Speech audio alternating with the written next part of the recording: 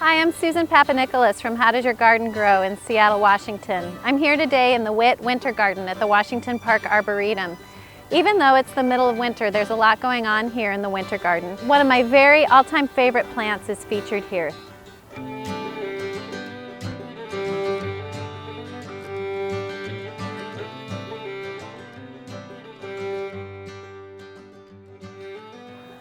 I love incorporating witch hazels into my clients' gardens, and whenever I can put one into a garden I've designed, I feel like I'm giving my client a real treat. Although witch hazels are technically a shrub, in a home landscape they can really serve as a lovely small tree. They're just the right size, they have a sturdy trunk and an open branching habit that looks really great in mixed beds with other perennials and shrubs, and can really anchor or serve as a specimen in the garden. As witch hazels get older, these ones in the Arboretum are quite old, they can have a really spreading habit, but in their youth they tend to be more upright and oval and can last that way for 20 or 30 years. Witch hazels bloom in midwinter with tiny strap-like petals and an incredible fragrance. I wish you could be here and smell them. The flowers last for quite a long time, up to a month or even longer.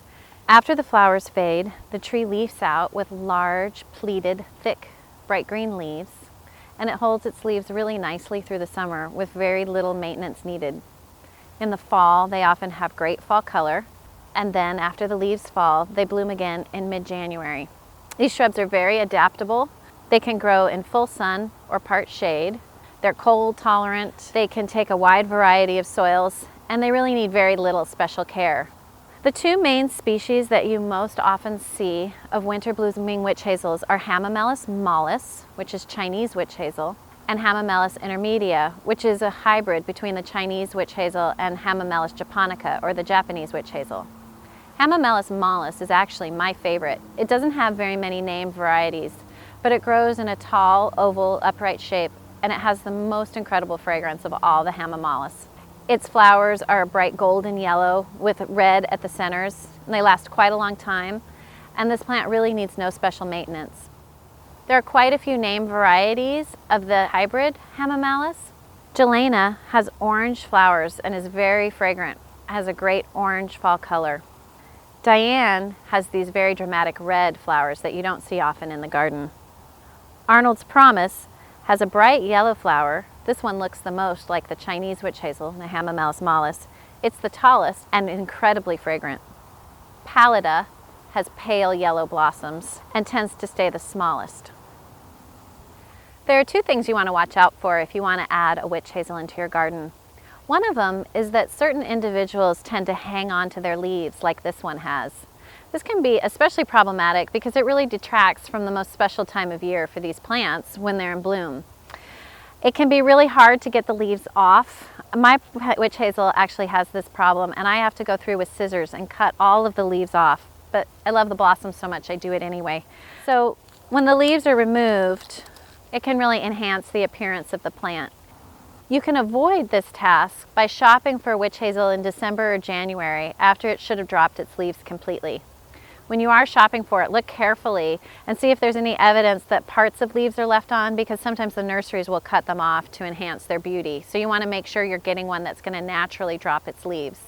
I've done a lot of research on this topic, and I haven't been able to find out a good reason why some of them seem to hang on to their leaves and some of them don't. But if you have the chance to avoid this problem, I would recommend it. Another thing you want to watch out for if you have a witch hazel in your garden is suckering. Sometimes they'll take a variety of witch hazel that has really beautiful blossoms and graft it onto a really sturdy rootstock that's not the same as the top of the plant. Then oftentimes that rootstock will send up suckers, and they look a little different than the rest of the branches. They grow straight up and they come out of the ground. If your witch hazel has these suckers coming up out of the ground, you want to make sure to cut them off as soon as you see them. Oftentimes that rootstock is much hardier than the top of the plant, and so without being removed on a regular basis, they can take over and really rob the plant of a lot of energy. And before you know it, you'll have mostly rootstock growing and not as much of the plant that you purchased in the first place. So when you see suckers like this, you just want to use sharp pruners and cut them off at the base as close to the ground as possible. They'll probably come back in future years, so it's something you'll want to do on a regular basis to make sure that you maintain the really beautiful part of your witch hazel and get rid of the extra suckers. It's been really fun to be here in the winter garden today. There have been a lot of people coming by smelling the witch hazels and remarking on what a fabulous plant they are. And I love sharing the plants that I love with people around me. I hope you found this information useful in case you want to try to find a witch hazel for your garden. I'm Susan Papanicholas from How Does Your Garden Grow, helping you make the most of your garden.